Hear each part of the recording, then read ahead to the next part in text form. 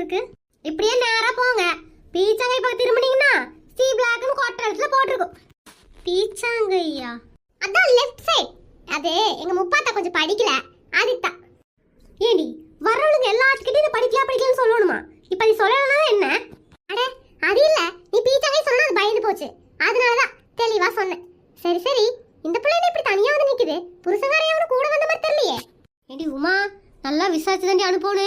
போன டைம் 2 தீவிரவாதிங்க வந்து நம்மளை பாடப்படுத்துறானுங்கல்ல, அந்த மாதிரி ஆயிருப்போகுது. எக்ஸ்கியூஸ் மீ, நான் போலாமா? போலாதாமா, ஆனா ஒரே ஒரு கேள்விக்கு மட்டும் பதில் சொல்லிட்டு போயிருங்க. ஏன்னா காலனிக்கு யார் புதுசா வந்தாலும் விசாரிச்சு வச்சுக்கணும்ல. ஆமா, உங்களுக்கு கல்யாணம் ஆயிடுச்சுங்களா? அது வந்து அது என்னம்மா வந்து போய் நிலுக்குற, கல்யாணம் ஆகலையா?